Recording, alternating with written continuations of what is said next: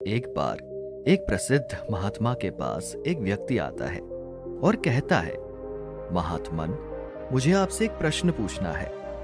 महात्मा ने कहा, पूछो, क्या प्रश्न है तुम्हारा?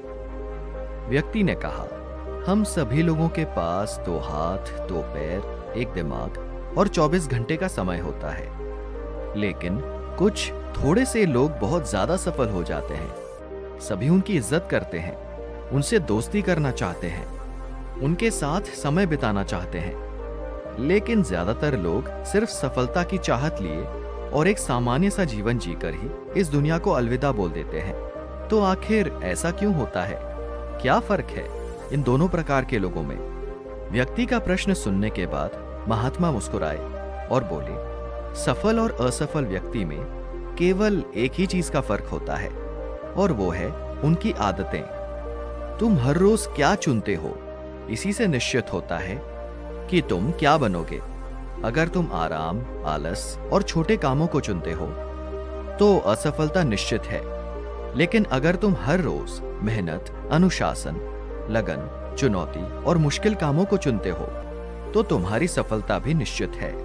लेकिन दुर्भाग्य से ज्यादातर लोग अनजाने में ही अपने आसपास के माहौल, माता पिता और लोगों की वजह से ऐसी आदतों और दिनचर्या के साथ बड़े हुए हैं जो उन्हें सफल होने से रोकती है और ऐसा इंसान नहीं बनने देती जैसा वो बनना चाहते हैं।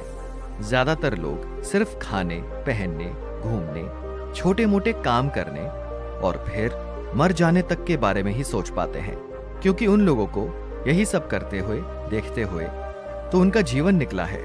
तो ऐसे लोगों की जिंदगी में चमत्कारी बदलाव केवल तभी आ सकते हैं जब वो अपनी सोच, दिनचर्या और रोज की आदतों में बदलाव करें। व्यक्ति ने कहा, महात्मन, आपने आदतों के महत्व के बारे में बात की, तो क्या आप मुझे ऐसी 5 आदतों के बारे में बता सकते हैं जिन्हें अपनाने से मैं न केवल आर्थिक रूप से सफल बनूं, बल्कि शारीरिक और मानसिक रूप से मजबूत बनूं, समाज में मेरी इज्जत हो, लोग मेरे काम से प्रेरणा लें और आने वाली पीढ़ी के लिए मैं एक अच्छा उदाहरण पेश कर सकूं।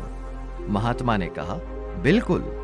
आज मैं तुम्हें जिन 5 आदतों के बारे में बताने जा रहा हूं, उनका प्रभाव तुम्हें तुरंत नहीं दिखेगा, लेकिन अगर तुम इन 5 आदतों को अपने जीवन का हिस्सा बना लेते हो तो तुम दुनिया के 99% लोगों से हमेशा आगे रहोगे और सफलता तुम्हारे कदम चूमेगी। महात्मा ने बताना शुरू किया।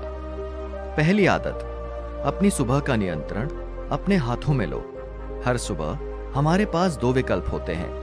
पहला कि हम सोते हुए लगातार सपने देखते रहें, या फिर सुबह जल्दी उठकर उन सपनों को पूरा करने के लिए मेहनत करें। लेकिन दुर्भाग्य से ज्यादातर लोग पहला विकल्प ही चुनते हैं और खुद को बिस्तर के आराम से निकलने नहीं देते, और जब ये देर से सोकर उठते हैं उसके बाद भी अपनी सुबह का बचा हुआ समय फालतू के कामों में, जैसे इधर उधर घूमना या बैठकर दोस्तों या घर वालों के साथ गप्पे मारने में निकाल देते हैं। और ये एक असफल व शिकायत करने वाले व्यक्ति की पहली निशानी है। लेकिन अगर तुम सफल होना चाहते हो तो सुबह जल्दी उठकर पहले 2 घंटे खुद पर लगाओ। कम से कम 20 मिनट एकांत में पैदल घूमने के लिए जाओ। ऐसा करने से तुम्हारा दिमाग नए और सकारात्मक विचारों को जगा देगा। उसके बाद 20 मिनट का ध्यान करो। ये तुम्हें दिन भर शांत और प्रसन्नचित रखेगा। कम से कम 30 मिनट रोज व्यायाम करो। इससे तुम्हारा शरीर ताकतवर और ऊर्जावान बनेगा। ये तुम्हारे आत्मविश्वास को बढ़ाता है। रोज सुबह 15 मिनट सूर्य की रोशनी शरीर पर पड़ने दो।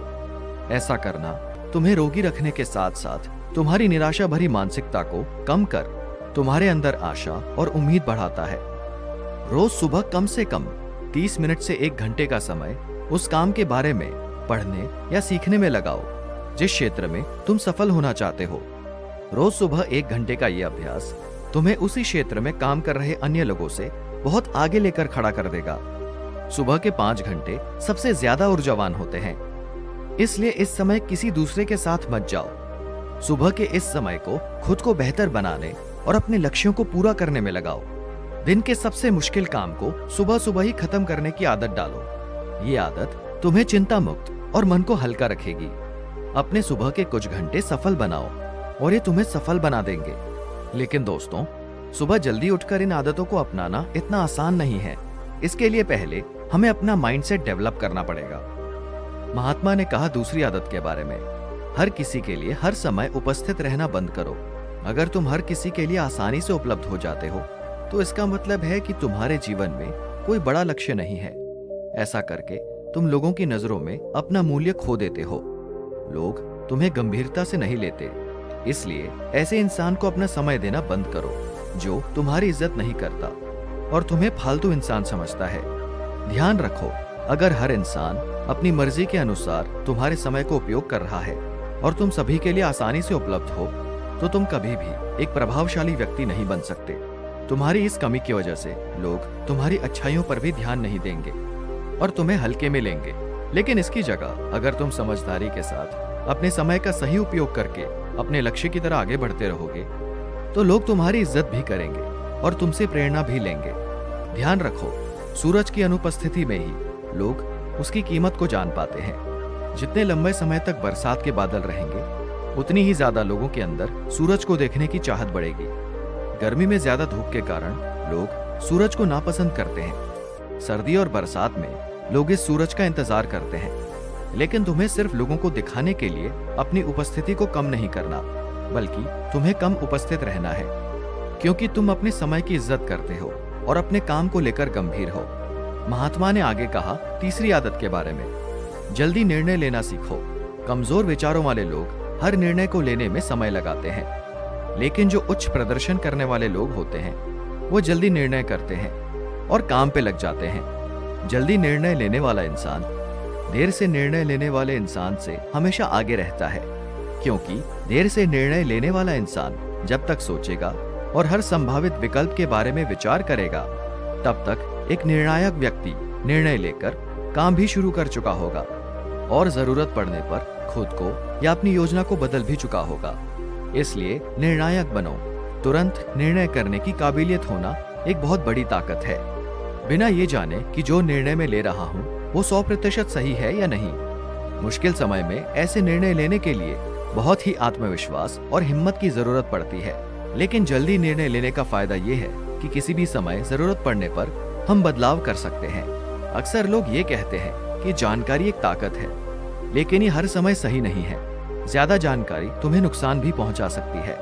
अगर तुम अपना बहुत ज्यादा समय जानकारी इकट्ठा करने, सोचने और योजना बनाने में लगा रहे हो तो इसका मतलब है कि तुम सबसे कम समय उस काम को करने में लगा रहे हो।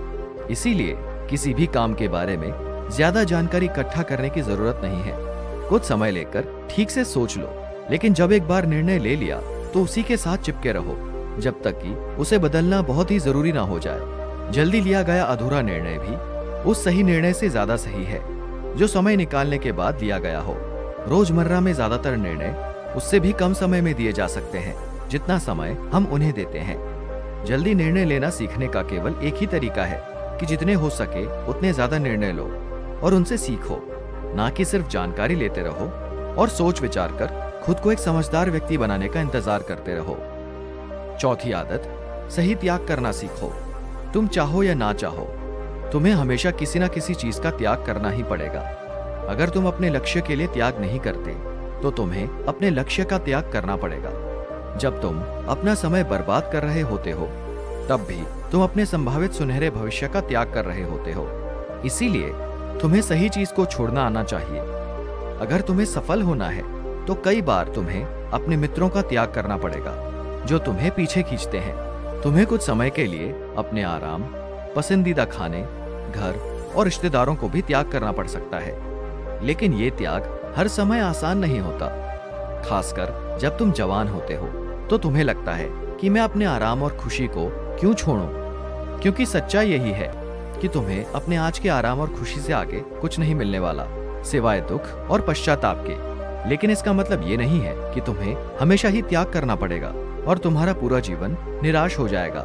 ये त्याग सिर्फ कुछ समय के लिए है, लेकिन एक बार जब तुम सफल हो जाओगे तो तुम्हें उस समय उतना त्याग नहीं करना पड़ेगा जितना तुम्हें आज करना पड़ रहा है।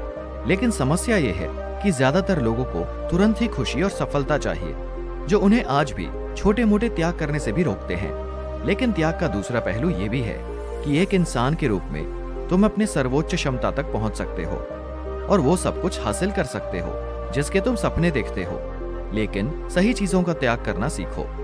महात्मा ने आगे कहा 5वीं आदत के बारे में, जो है अनुशासित रहो। जितनी भी बातें अभी तक मैंने बताई है वो सब बेमतलब है अगर तुम्हारे अंदर अनुशासन नहीं है।